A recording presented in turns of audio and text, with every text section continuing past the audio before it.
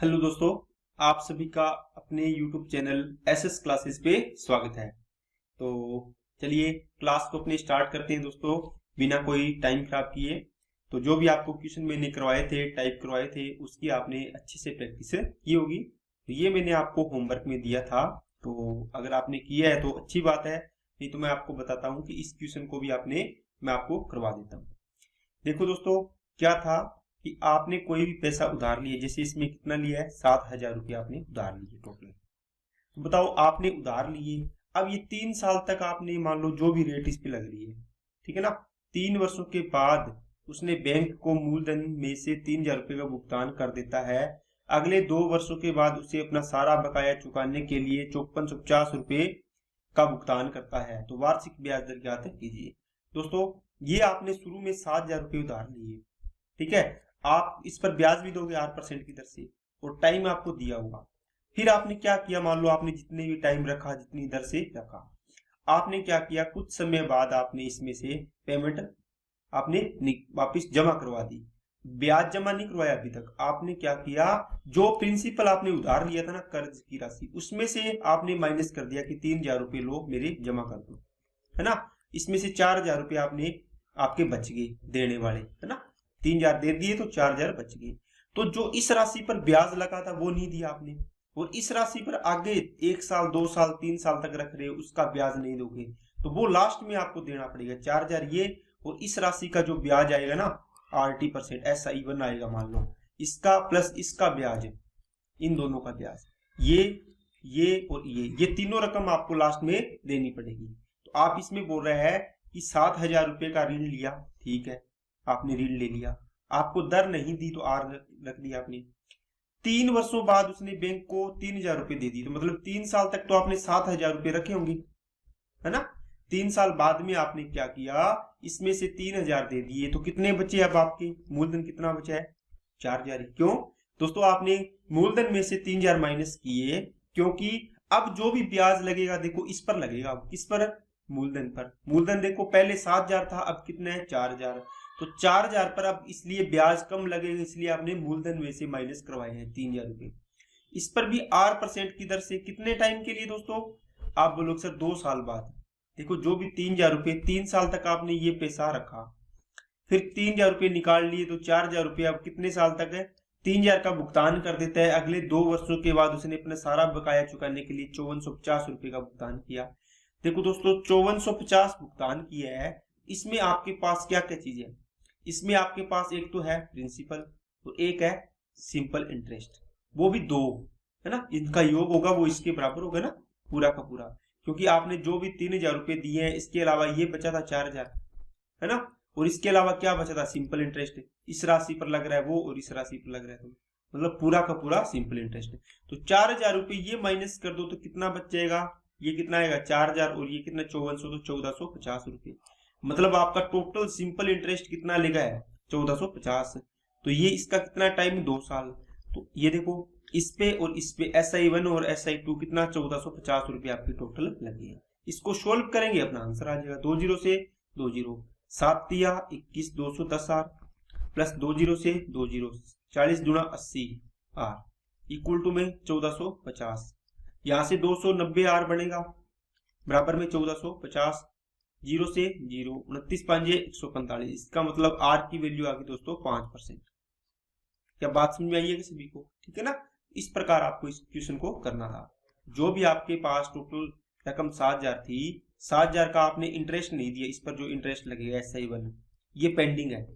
इसमें से 4,000 रुपये आपने, सॉरी 3,000 रुपये आपने दे दिए, तो 4,000 रुपये तो यही पेंडिंग है अभी तक, इस पर ब्याज लग रहा है, और इसका ब्याज आएगा SI2, मान लो ये पेंडिंग है, ये पेंडिंग लिख रहा हूं मैं, पेंडिंग वाला। तो कौन कौन सी पेमेंट है, 4,000 प्लस SI1 प्लस SI2, और ये टोटल कितनी बताया इसने, 5,450 रुपये देके इसने अपना पीछा छुड़वाया है। तो इसका मतलब 4,000 इसमें से ये घटा दो, घटा दिया तो कितना बचा, 1,450। इन दोनों की रकम बची है 1,450, और ये देखो SI1 और SI2 दोनों का योग इसके बराबर है। ओके, चलिए दोस्तों नेक्स्ट पे। एक व्यक्ति 8% प्रतिवर्ष साधारण ब्याज की दर से 12,000 रुपये का कर्ज लेता है। 3 साल बाद, इसका मतलब जो भी कर्ज लिया आपने 12,000 रुपये का, वो 8% की दर से आपने 3 साल तक रखा है, ठीक है ना। इसका इतना तो ब्याज बनेगा। ये तो मैं ब्याज निकाल रहा हूं दोस्तों। यहां से आपने 12,000 रुपए की राशि ली है, पहले तो इस पर ब्याज लगेगा, ऐसा ही बना गया, जो भी आया ये रहा। फिर आपने क्या किया, 3 साल बाद आपने 6500 रुपए का भुगतान कर दिया मूलधन में से। ये बोला है इसने, है ना। मूलधन में से कितना बचेगा, 005 और 11 में से ये 55। इसका मतलब 5500 रुपए आपके ये पड़े, अभी तक तो प्रिंसिपल वाले ही पड़े हैं। तो अब जो ब्याज लगेगा किस पर लगेगा दोस्तों, 5500 पर। कितनी दर है, 8%। आगे 2 साल का टाइम दिया इसने और बटे में 100। तो उसे अपना सभी बकाया राशि का भुगतान करने के लिए कितनी राशि भुगतान अपने को देनी पड़ेगी दोस्तों, 5500 ये देना है। अब की बार आपको रेट दे रखी है, इसका मतलब यहां से ब्याज भी निकाल लोगे आप। तो 12 8 96, 96 को 3 से गुणा करो, 3 6 18, 27 और 1 28, तो 2880 रुपए तो इससे आ गया सिंपल इंटरेस्ट। इस राशि पर कितना आएगा, 8 को करो इसको, 55 दूना 110, इसको और इसको गुणा किया, 11 8 88, 880 रुपए। इनको जोड़ो तो सिंपल इंटरेस्ट आ गया टोटल दोस्तों कितना, 2800 और 800 3600 3760 रुपए, ठीक है ना। अब 5500 ये देने थे और 3760 ये देने हैं, तो टोटल कितने देने होंगे आपको, 0 6 12 और ये 92। इसका मतलब टोटल आपको ये इतना पेड करना पड़ेगा, तभी आपका खेड़ा छूटेगा इससे। ओके, तो ये सिंपल सवाल था, सीधा आपको दर दी थी। अगर दर ना दी होती तो क्या बनता दोस्तों, 12,000 R इंटू 3 साल बटे 100। ओके, दूसरा तरीका भी बता रहा हूं मैं इसका, अगर आपको ये रेट ना दी होती तो। प्लस 5500 पर ब्याज लगता 8% की दर से 2 साल के लिए, और ये इतना आ गया। आपको बोलता कि उसने 9260 रुपए देके अपना भुगतान किया पूरा, तो 9260 में से 5500 तो आपने कौन से दिए हैं, प्रिंसिपल वाले। इसका मतलब आपने ये कितने दिए होंगे, 7, और ये आ गया 3, तो 3760 रुपए तो आपने क्या दिया होगा, सिंपल इंटरेस्ट। अब इसको सोल्व करेंगे तो आर की वैल्यू आएगी जो कितनी थी, 8%, ठीक है ना। इसका उल्टा सवाल ये है, ये सीधा सवाल था। तो ये दोनों तरीके मैंने आपको बता दिए, आप इसको हल कर लेना। चलिए दोस्तों, अपना टाइप चेंज होता है। अब देखो, अब आपको ना ये सवाल दिया हुआ है, तो ये बिल्कुल जो ट्रिकी सवाल है बिल्कुल आप, ठीक है ना। देखो, एक निश्चित राशि पर साधारण ब्याज मूलधन का 1/9 गुना है। देखो, सिंपल इंटरेस्ट किसका, मूलधन का, तो मूलधन क्या, P का 1/9 गुना 1/9 कर दिया, इसके बराबर है। यहां से आपकी सारी चीजें बन जाएंगी। अब कहता है यदि दर और समय का संख्यात्मक मान बराबर हो, समान हो, तो ब्याज की दर ज्ञात कीजिए। R ज्ञात करना है। इसमें क्या बोला है, एक तो T और R आपके बराबर है, इनको आप T की जगह R रख लो, R की जगह T रख लो, एक की वैल्यू आ जाएगी, दूसरे की वैल्यू उसमें बराबर रख लो, ठीक है ना। कैसे करना है दोस्तों, SI बटे क्या आएगा, P इक्वल टू में क्या आ गया, 1/9। अब देखो दोस्तों, यहां से मैंने रेशियो बना लिया, इसका मतलब है मूलधन कितना है मेरा, 9, ब्याज कितना है मेरा, सिंपल इंटरेस्ट SI 1 रुपया, और अमाउंट कितनी बनेगी, 10 बनेगी। क्या बात समझ में आई क्या सभी को। ये निकालनी जरूरत नहीं है, लेकिन मैं आपको इस रेशियो से बता रहा हूं कि ये चीजें आपने निकाल सकती है। ओके, अब देखो आपको क्या निकालना है, यहां से आपके पास SI है, P का मान है, और T और R का मान बराबर है, तो आप इसमें से रख सकते हैं। आप देखो, सिंपल इंटरेस्ट इक्वल टू होता है PRT/100। बताओ सिंपल इंटरेस्ट कितना है, 1। P की वैल्यू कितनी है, ये देखो 9, तो आपने 9 रख दी, इंटू में R की वैल्यू कितनी है, R। अब देखो R और T का मान बराबर है, तो T की जगह R ही रख दो ना, R रख दिया। ये कैपिटल T मान लो, स्मॉल t मान लो, जो मर्जी। नीचे क्या आ गया, 100। ओके, अब देखो यहां से इसको मैं R² लिखूंगा, इसके गुणा में ये 9/100 है, तो ये बराबर में जाके क्या बनेगा, 100/9 बनेगा। यहां से R की वैल्यू आएगी तो 10 बटे क्या आगे दोस्तों, 3। इसका मतलब ये R है तो इसको प्रतिशत में बता देंगे, और अगर R और T बराबर है तो T की वैल्यू में इसको क्या लिखेंगे, 3 से 1/3 साल लिख देंगे। क्या बात समझ में आई क्या सभी को। ये तो हो गया इसका पूरा बेसिक मेथड कि अपने इस प्रकार इसको करते हैं। लेकिन दोस्तों, अब ट्रिक से करना हो तो आपको क्या करना होगा, जब भी आपको इस प्रकार का सवाल होगा तो जो भी 1/9 है इसका गुणा करो 100 से और अंडर रूट निकाल दो, ये R की वैल्यू आ जाएगी। तो 100/9 आ गया, सॉरी 10 बटे क्या आएगा, 3 आएगा, है ना। ये प्रतिशत में तो ये आ गया दोस्तों 3 से 1/3%। या T की वैल्यू लिखेंगे तो भी क्या लिखेंगे, 10/3 ही है, इसको साल में लिख दो। ओके, तो ये दोनों आंसर आपके आ जाएंगे। बस आपको, अगर आपको थोड़ा सा ध्यान देना है कि आपको क्वेश्चन में घुमा सकता है, साधारण ब्याज मूलधन का इतना गुना है 1/9 गुना है, तो आप इसका ट्रिक लग जाएगी। लेकिन आपको ऐसे सवालों को बेसिक से भी सीखना चाहिए, क्योंकि दोस्तों कभी भी आपको कोई भी चीज घुमा के दे सकता है। चलिए दोस्तों नेक्स्ट पे, एक निश्चित राशि पर साधारण ब्याज मूलधन का इतना बटे इतना है, 4/9 गुना है। ब्याज और दर, तो रेट और टाइम क्या है दोस्तों, इक्वल है। इसका मतलब आप क्या करोगे, रेट निकालनी है तो आप रेट निकाल दो, तो 4/9 है, गुना में क्या कर दो 100, इसका अंडर रूट निकाल दो, क्या आएगा 400/9 का मतलब 20 बटे क्या आएगा 3, है ना। तो ये प्रतिशत में, क्योंकि रेट है ना, तो 6 से 2/3% आपका इसका आंसर आ जाएगा। क्या बात समझ में आई कि सभी को? ये तो हो गया इसका शॉर्ट मेथड, ठीक है। और दूसरा मेथड भी आपको समझना चाहिए दोस्तों, क्या आएगा, सिंपल इंटरेस्ट है वो मूलधन का P का 4/9 गुना है, ठीक है। अब देखो सिंपल इंटरेस्ट और P का रेशियो बनेगा तो क्या बनेगा दोस्तों 4/9, इसका मतलब सिंपल इंटरेस्ट 4 है तो P की वैल्यू कितनी है 9, ओके। 9 रुपए मूलधन है तो इस पर 4 रुपए ब्याज मिल रहा है मेरे को, तो T और R का मान क्या है, आपस में बराबर है, आप इसको रख लो। क्या रखोगे, सिंपल इंटरेस्ट इक्वल टू क्या होता है, P into R into T upon होता है दोस्तों 100, ओके। आप इसको इस प्रकार याद रखो, चाहिए आप इसको ऐसे भी लिख सकते हो, अगर आपको जिसे याद रखना हो। अगर मेरे को T की वैल्यू या R की वैल्यू चाहिए, बराबर में क्या आएगा, सिंपल इंटरेस्ट इंटू में आएगा 100, बटे में होता है दोस्तों P इंटू टी। देखो सिंपल इंटरेस्ट इंटू ये 100 चला गया ऊपर, है ना, गुना में, और यहां से R की वैल्यू निकालनी तो P और T गुना में, तो ये भाग में चले गए। लेकिन R और T का मान बराबर है, मतलब ये भी R आएगा। अगर मैं इस R यहाँ पर लिखने की बजाय इसको मैं लिख दूं क्या, अगर इसको यहाँ पर गुना में ना लिखता तो मैं इसके गुना में लिखता यहाँ पर, तो ये R और T का मान बराबर है, इसलिए R² बनेगा। ये बताओ SI बटे क्या P इंटू में 100, और इसका R का मान देखो SI बटे P इंटू 100, और इसका बन गया रूट। यही तो मैंने ट्रिक बताई आपको। देखो यहाँ से SI बटे P का मान देखो 4/9 मैं यहाँ रख दूंगा, गुना में 100, यही तो मैंने लिखा था ये रहा। आप इसको इस फॉर्मूले से करो चाहिए ऐसे करो, आप दोनों तरीकों से इसको कर सकते हैं। तो यहाँ वैल्यू पुट कर लेना, आपका आंसर आ जाएगा। चलिए दोस्तों नेक्स्ट पे, किसी राशि का मिश्रधन मूलधन का 3/2 गुना है। देखो अब सोचना पड़ेगा आपको थोड़ा सा, अब आप डायरेक्ट नहीं निकाल सकते, क्योंकि SI और P का रेशियो बनेगा तो आप वो ट्रिक लगा सकते हो। देखो दोस्तों इसने बोला है क्या, इसने ये बोला है कि किसी राशि का मिश्रधन मतलब A मूलधन का 3/2 गुना है, तो मूलधन का 3/2 कर दो। तो यहां से क्या होगा दोस्तों, A और P का रेशियो बनेगा, या P या A का रेशियो बना लो, यहां से A बटे P। इसका मतलब ये 2 है तो ये कितना है 3। देखो 2 रुपए मूलधन है, मिश्रधन 3 रुपए है, तो ब्याज कितना बन गया, +1 की है तो 1 ब्याज हो गया। इसका मतलब सिंपल इंटरेस्ट और P का रेशियो कितना आ गया दोस्तों 2:1, है ना।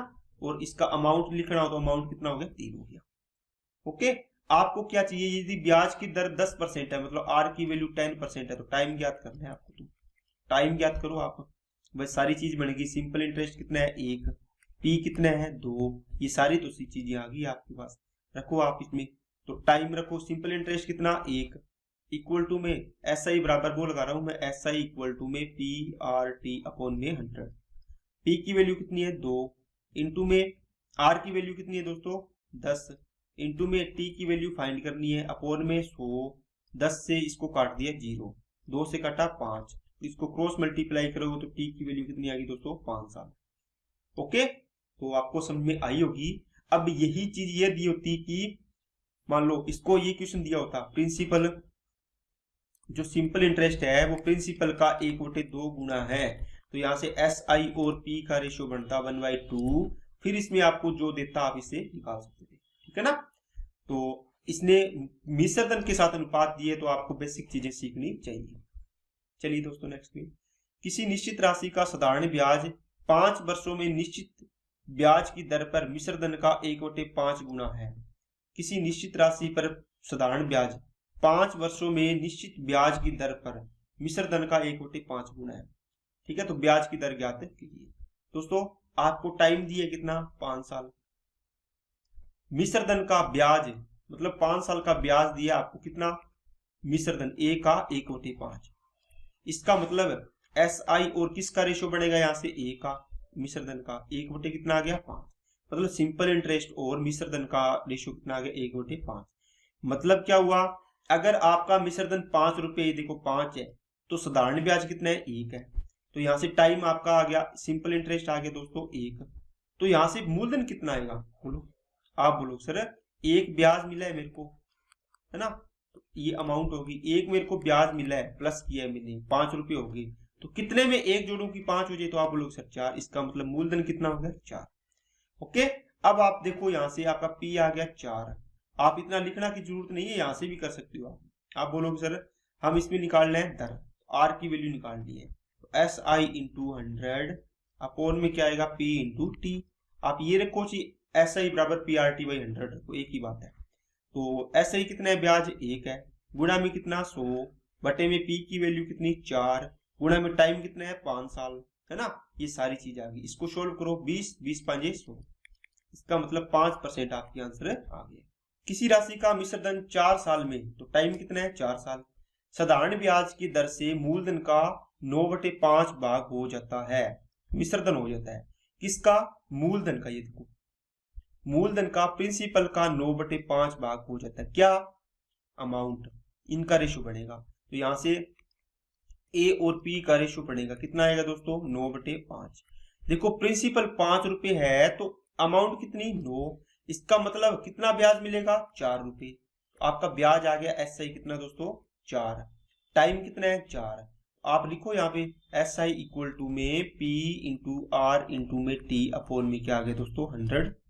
SI कितना है 4, P की वैल्यू कितनी है 5, R की वैल्यू कितनी है दोस्तों ज्ञात करनी है, T की वैल्यू कितनी है 4 बटे में 100, 5 चौके 20 और 20 5 100, क्रॉस मल्टीप्लाई करोगे तो R की वैल्यू आ गई दोस्तों 20%। ओके, इस प्रकार आप इस क्वेश्चन का आंसर आराम से कर सकते हैं। चलिए नेक्स्ट पे चलते हैं। अब देखो टाइप चेंज हो गया दोस्तों, चलिए मैं आपको समझाता हूं इसको। पहले दो अलग अलग बैंकों में दो समान राशि प्रत्येक को क्रमशः 3.5 और 5 वर्षों के लिए 15% प्रति वर्ष साधारण ब्याज की दर पर जमा किया जाता है। यदि साधारण ब्याज का अंतर 144 रुपए है तो राशि ज्ञात कीजिए। दोस्तों देखो, आप देखो आपने एक बैंक ए, एक बैंक है, दूसरा है ये, है ना, ये ए बैंक है और ये कौन सा बैंक है, ये ए है और ये कौन सा है बी बैंक है। अब देखो आपने क्या किया, ये था समान राशि, इसका मतलब आपने 100 रुपए जमा करवाए यहाँ पे प्रिंसिपल, तो यहाँ पर भी आपने 100 रुपए जमा करवाए होंगे। दो बैंक है, दोनों में देख रहे हो आप कि अलग अलग बैंक में मैं इस तरीके से जमा करवाऊं तो मेरे को कितना फर्क पड़ेगा। अब आपने यहाँ पर भी रेट परसेंट कितना दिया, इस बैंक ने भी 15% पर एनम, इसने भी रेट कितना दिया है दोस्तों 15% पर एनम। ओके, यहाँ पर तो आपने रखा है टाइम 3.5 साल के लिए और यहां पर आपने टाइम रखा है इसमें 5 साल के लिए। ओके, अब देखो मैं यहां से ये चीज हटा रहा हूं पहले। आप अगर यहां पर 1 साल रखते तो सेम है चीजें सेम आता ब्याज, यहां पर जो ब्याज आता वही यहां पर आता। देखो 15% मतलब 15 रुपये ब्याज आता। 2 साल रखते तो 15 दूआ 30, 15 दूआ 30 रुपये आता। 3 साल रखते तो 15 दिए 45, 15 दिए 45। समझ में आ रही है ना बातें। लेकिन दोस्तों अगर आपने टाइम चेंज कर दिया, बाकी चीजें सेम है आपकी, ये सेम है ये सेम है इन दोनों के, यहां से आपने 3.5 साल के लिए रखा, इसको 5 साल के लिए रखा, तो बताओ आपके चेंज आएगा ये नहीं आएगा, किसमें साधारण ब्याज में। तो सिंपल इंटरेस्ट कितना बनेगा दोस्तों, यहां से देखो जब भी प्रिंसिपल सेम हो दोनों का, आप 15 दिए 45 और ये 15 5 75 है, तो ये बनेगा दोस्तों 52.5%। अब देखो ये अपने डायरेक्ट क्यों कर देंगे, देखो ये भी 100 का 15 इंटू 3.5% मतलब 3/100 आएगा, और ये भी कितना आएगा दोस्तों, इसको बटे में 100 लिखने की बजाय आप इसको प्रतिशत लिख लो यहाँ पे, ठीक है ना। और यहाँ पर कितना आएगा 100 का 15% इंटू में कितना आएगा 5। अब देखो फर्क कहां पड़ेगा, देखो इस 100 को और इस 100 में से कुछ कॉमन आ सकता है क्या, इसमें भी 100 कॉमन ले लिया, इसको बाहर रख लिया, ये बनेगा 52%, ठीक है ना। और ये बनेगा कितना 100 कॉमन ले लिया, ये भी बनेगा 15 5 75%। ये भी सिंपल इंटरेस्ट है, ये भी सिंपल इंटरेस्ट है, इनका आपको अंतर के लिए बोल रहा है, क्या अंतर अलग सेम नहीं आएगा क्या इनका, ये देखो अंतर ये तो सेम है लेकिन आप इसको ऐसे लिखोगे 100 इंटू 75% माइनस का 100 इंटू 52.5%, यही बनेगा ना इसको सोल्व करके। यहां से आपने 100 कॉमन ले लिया तो यहां से 75% माइनस का 52.5%, ओके, बराबर में कितना है अंतर, 144 रुपये, बस ये अंतर लिखोगे। तो आप देखो जब भी आपका प्रिंसिपल सेम हो, ये देखो प्रिंसिपल सेम है, 100 रुपये हो कितना ही हो जी, आप क्या किया करो, इनको डायरेक्ट गुना कर लो, ये तो सोल्व कर लोगे, यहां से आपकी 100 की वैल्यू आ जाएगी, आप कर सकते हो, ठीक है ना। 100 इंटू क्या आएगा दोस्तों, कितना बचेगा, ये बच गया 5, तो 4 में से 2 गया 2, और ये आ गया 12.5%, ठीक है ना। तो ये आ गया 18,000 रुपये आ जाएगा लगभग आपका, इक्वल टू 144। इसको सोल्व करेंगे, इसका आंसर तो आ जाएगा, देखते हैं अपने। लेकिन मैं आपको यहां से एक चीज समझाना चाहता हूं, जब भी आपका प्रिंसिपल सेम हो, इसका मतलब आप इसको निकालो, 15 को RT% निकालो, साधारण ब्याज कितना बनेगा, 52.5%। देखो इनको गुणा करोगे RT बनेगा ना, इसको गुणा करोगे RT कितना बनेगा, 15×5 75। ये बोल रहे हैं कि साधारण ब्याज 144 रुपए का अंतर है, तो देखो 144 है तो आप डायरेक्ट इनका अंतर कर लो ना, क्योंकि आपका ये तो सेम है, तो इसका भी ये निकालोगे, इसका भी ये निकालोगे तो ये बनेगा। तो आपका डायरेक्ट 75% माइनस 52.5% आप करोगे, आपका डायरेक्ट अंतर आ जाएगा 144। यहां से देख लो कितना बचे है, कितना आया, 12.5 नहीं आएगा, ये गलत किया आपने, तो 75 में से आप घटा लो 52, ठीक है ना। ये आ गया 5 और ये 2 आ गया, और ये कितना आएगा 22, 22.5 आएगा, ठीक है ना, 22.5।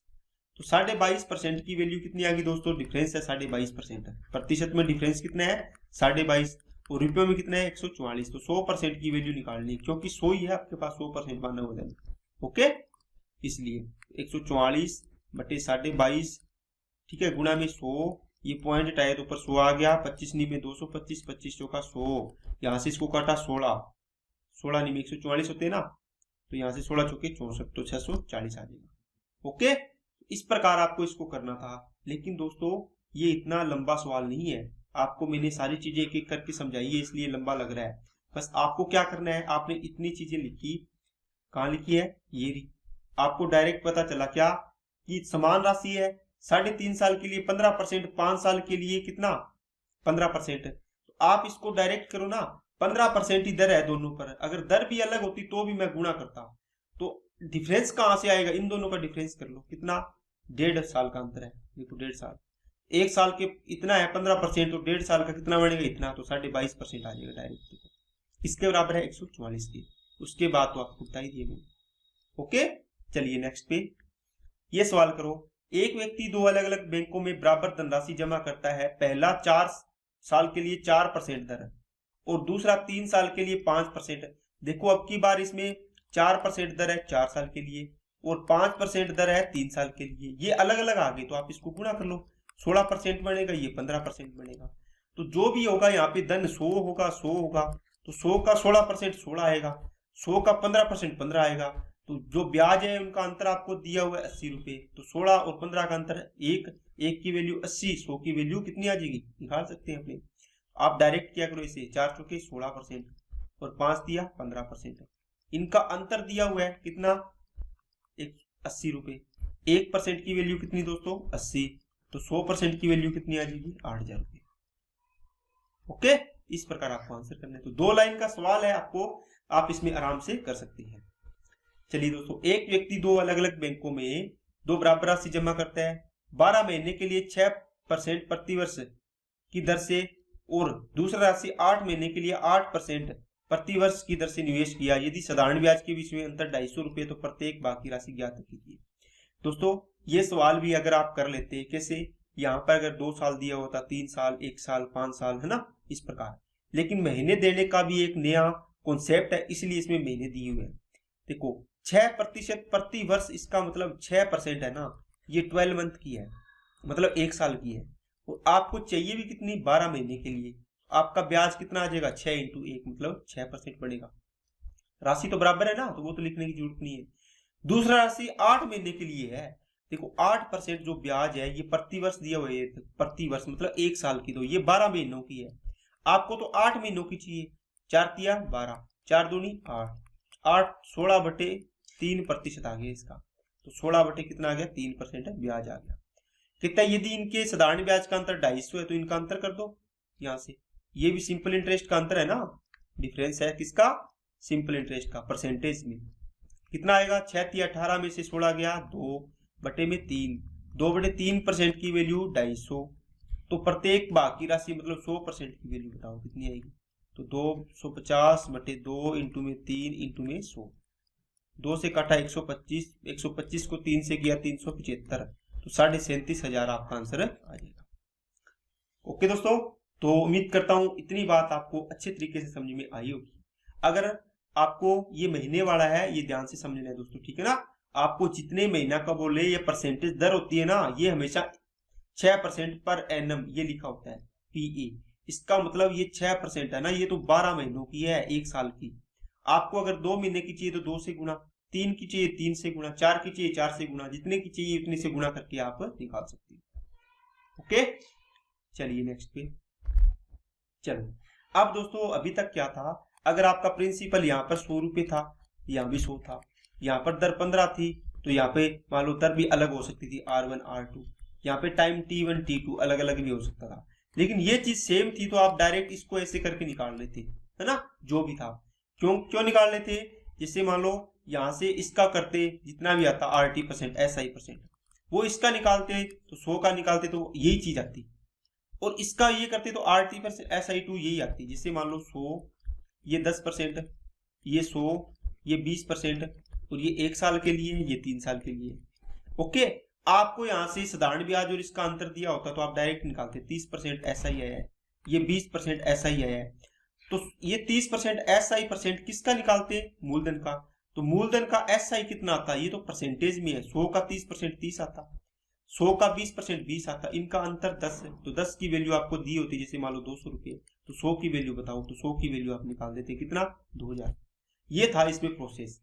लेकिन अब क्या है कि ये चीजें सेम नहीं होगी, ना होगी सेम तो इस प्रकार नहीं कर पाओगे। तो कैसे करेंगे दोस्तों, ए की आय का 1/4 भाग बी की आय के 1/3 भाग के बराबर है।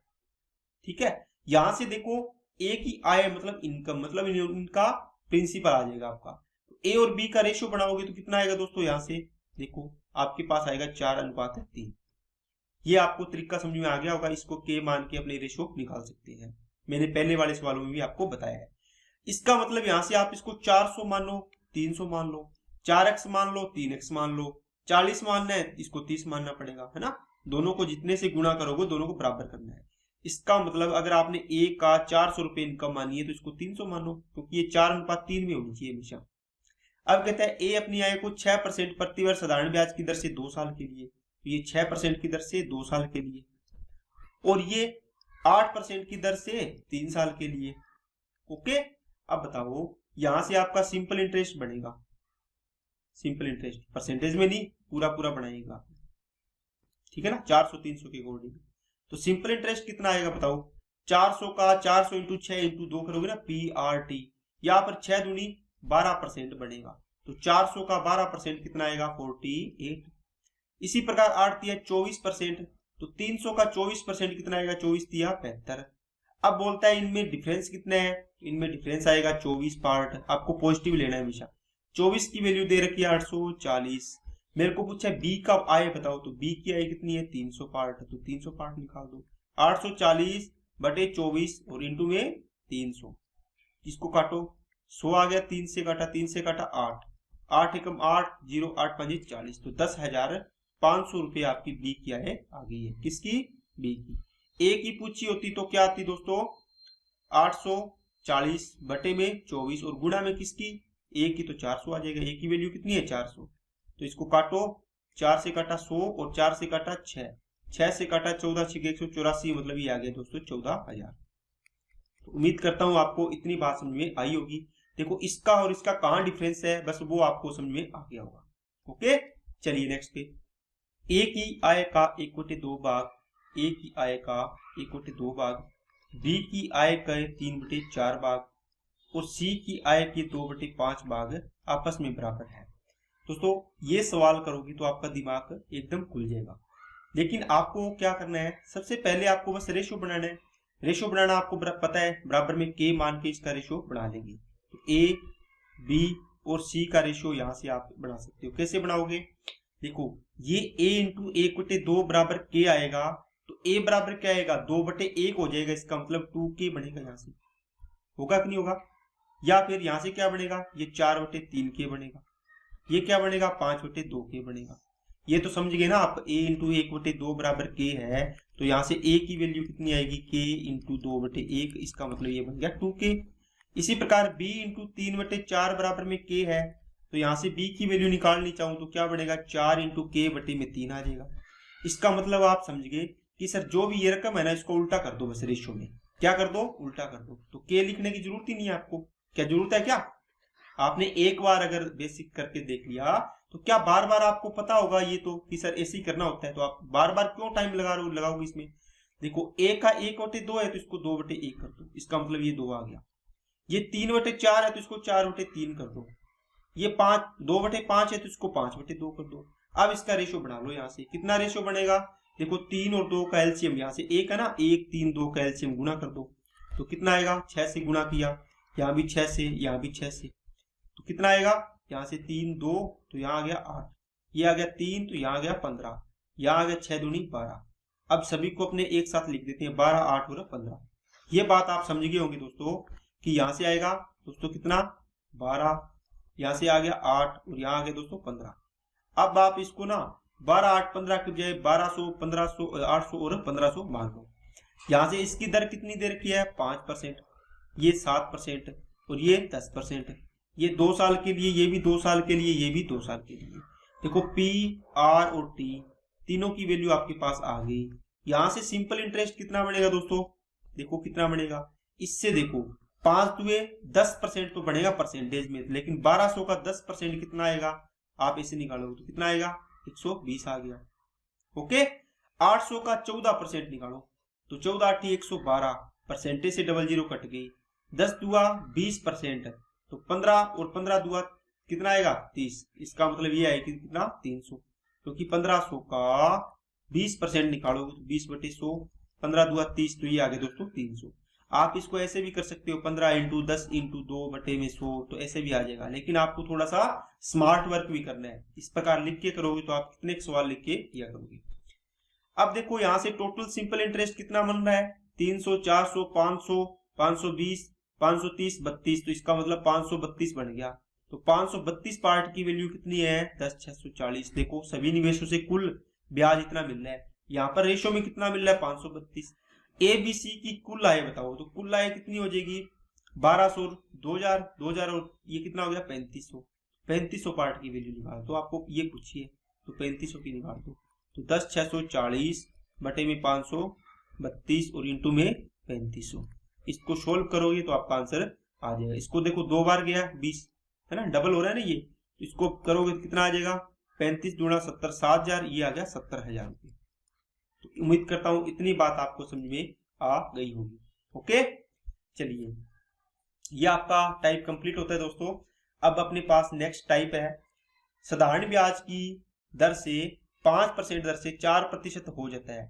देखो ये बोल रहा है कि साधारण ब्याज की दर 5% से 4% हो जाता है, तो एक व्यक्ति पूर्व की तुलना में 4,000 रुपये अधिक निवेश करता है। 2 वर्ष में दोनों मामलों में साधारण ब्याज समान है, तो प्रारंभिक निवेश ज्ञात कीजिए। दोस्तों ये सवाल है ना, पहले आप ऐसे समझो, जैसे आपको ना कोई भी धन दिया, आपने लगा दिया यहाँ पे, जैसे मान लो आपको 2,000 रुपये मिले, आपकी दर थी यहाँ पर कितनी 5% या 10% मान लो।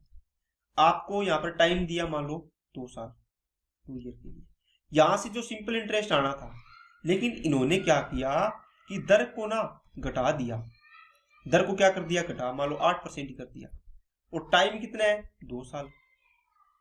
ओके, टाइम सेम है, तो मेरे को बताओ इसके बराबर ही मेरे को सिंपल इंटरेस्ट लेने के लिए इसको मेरे को क्या रखना पड़ेगा, ये निकालना है आपको, बराबर होना चाहिए सिंपल इंटरेस्ट है। तो मेरे को इसकी ये ना जो मूलधन है ये बताओ कितना रखना पड़ेगा, बढ़ाना पड़ेगा या घटाना पड़ेगा। आप बोलोगे सर टाइम सेम है, दर देखो 10 से कितनी हो रही है 8 है ना, कम कर दी, तो मैं ये देखो यहां पर जितना आएगा कितना आएगा 10 दुआ 20, मतलब ये आएगा दोस्तों 400 रुपये आपका क्या आएगा सिंपल इंटरेस्ट। यहां पर अगर 2,000 रुपये रखता मैं तो यहाँ से तो मेरे को कितना मिलता, 8 दूनी 16, 16 दूना 32, इसका मतलब 320 रुपये मिलते सिंपल इंटरेस्ट के। लेकिन मेरे को तो 400 के बराबर चाहिए। तो मैं यहाँ पर मूलधन पूछे इसने कितना बढ़ाया, कितना होगा, इसने इसको मूलधन को 4000 रुपये बढ़ाया है, जैसे इसमें इसको ना यहाँ से इसको 2000 से बढ़ाना पड़ेगा कितना, तब इसके बराबर आएगा 400। समझ में आई क्या बात। अब ये बोल रहा है आपको ये राशि नहीं दी, आपको बोल दिया मैंने इतना बढ़ाया यहाँ से 4000 रुपये, ठीक है। तो बताओ इस पे बराबर करने के लिए मेरे को कितनी राशि निवेश की थी यहाँ पर, ठीक है ना। आपको ये लिंक करके दे दिया है, तो आपको ये ज्ञात करना है। देखो अब मैं आप जो सवाल है ओरिजिनल उस पे आता हूँ।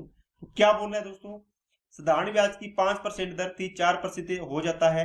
एक व्यक्ति पूर्व की तुलना में, मतलब यहाँ पर कोई धन निवेश किया, अब उसने 4,000 रुपये अधिक निवेश किए हैं। किस लिए किया है, क्योंकि उसको बराबर सिंपल इंटरेस्ट मिलना चाहिए, इसलिए, ठीक है ना।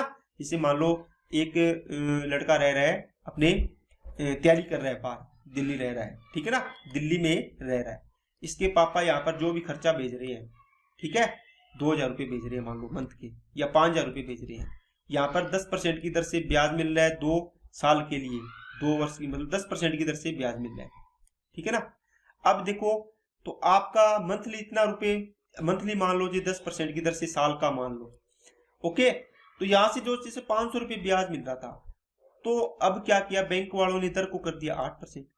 तो आपको तो अब यहाँ पर ये चीज बढ़ानी पड़ेगी ना। तो आपके पापा ने बोला चलो कोई बात नहीं है, ये 8% कर दी, कोई बात नहीं, अपने 5000 की जगह 6000 रुपये कर देते हैं, या 7000 रुपये कर देते हैं, है ना, जो भी रकम करनी है। अपने को तो इसके बराबर 500 रुपये ब्याज के चाहिए, जो खर्चा एक्स्ट्रा खर्चा करना है आपको उसके लिए। तो आप इस रकम को बढ़ा देते हो कि जो भी ब्याज से रकम आएगी वही खर्च करनी है, मतलब 500 तो इसको 500 ही रखना है, तो ये चीज बढ़ानी पड़ेगी। आपने वैसे भी देखा है PRTY 100 है सिंपल इंटरेस्ट। देखो यहां से आपने टाइम तो कांस्टेंट रखा है, ये कांस्टेंट है ही। अब देखो रेट को आपने कम किया है, तो इसको बढ़ाना पड़ेगा ना, अगर इसको सेम रखना है तो। बात समझ आएगी ना। तो पहले वाले तरीके से अपने इसको कर सकते हैं। देखो अब देखो इसमें क्या है, यहाँ पर कोई दर थी 5%, यहाँ दर कर दिया आपको 4%, ओके। 2 साल में सिंपल इंटरेस्ट, तो टाइम कर दिया 2 ईयर, यहाँ भी 2 ईयर है। यहाँ से जो सिंपल इंटरेस्ट आएगा वो इसके सिंपल इंटरेस्ट के इक्वल होना चाहिए। बताओ यहाँ कितना आएगा, P × 5 × 2 बटे में आएगा 100। यहाँ कितना आएगा, P + 4000 इंटू में क्या आएगा 4, इंटू में क्या आएगा 2 बटे में आएगा 100। दोनों पार्ट बराबर है, इसने बोला है तो कर दो बराबर। तो P × 5 × 2 बटे में आ गया 100, बराबर में P + 4000 इंटू में क्या आ गया 4, इंटू में आ गया 2 बटे में 100। 100 से 100 कट गया, 2 से 2 कट गया, तो ये आ गया 5P = में आ गया 4P + 16000। तो P की वैल्यू आ गई दोस्तों 16000। ये तो हो गया दोस्तों इसका बेसिक मेथड, ठीक है ना। ये तो सभी को आना ही चाहिए। अब आप इसको देखोगे सर इसको अपने शॉर्ट से कैसे करेंगे दोस्तों। SI = होता है PROT/100, ठीक है। आपने क्या किया, सिंपल इंटरेस्ट को कांस्टेंट रखना है मेरे को। तो बताओ सिंपल इंटरेस्ट कांस्टेंट रखना है, तो यहां से आपने T को भी कांस्टेंट किया है ना। या फिर आप इसको लिखो क्या, जो आपकी क्या चेंज हुई है, प्रिंसिपल = प्रिंसिपल निकालना हो तो SI × 100 बटे में R × T होता है दोस्तों। होता है कि नहीं होता।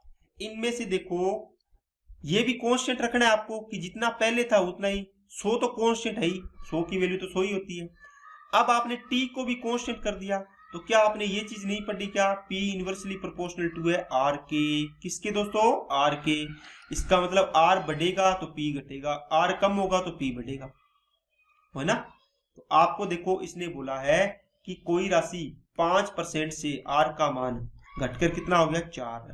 इसका उल्टा P की वैल्यू आ जाएगी, रेशियो देखो उल्टा है ना ये, तो 4 रेशियो कितना आ जाएगा 5, ओके।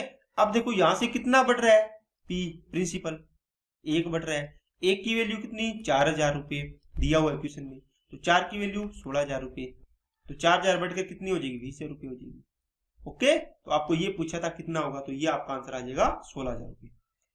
उम्मीद करता हूं इतनी बात आपको समझ में आई होगी दोस्तों। 2 अलग अलग बैंकों में 500 रुपये पर 2 वर्षों में साधारण ब्याज के बीच का अंतर इतना है, तो वो सवाल आपको एक ही दिया हुआ था, तो ये सवाल अपने कल करेंगे। लेकिन मैं आपको इसकी जो पीछे वाला सवाल है उसके जैसा एक सवाल आपको और करवा देता हूं। थोड़ा सा एग्जांपल, जिससे आपको क्लियर हो जाए कि क्या बोलना है। जिससे मान लो आपको बोल दिया कि कोई दर 10% की जगह है, उसको घटाकर 9% कर दिया। ओके, घटाकर कितना कर दिया? 9%।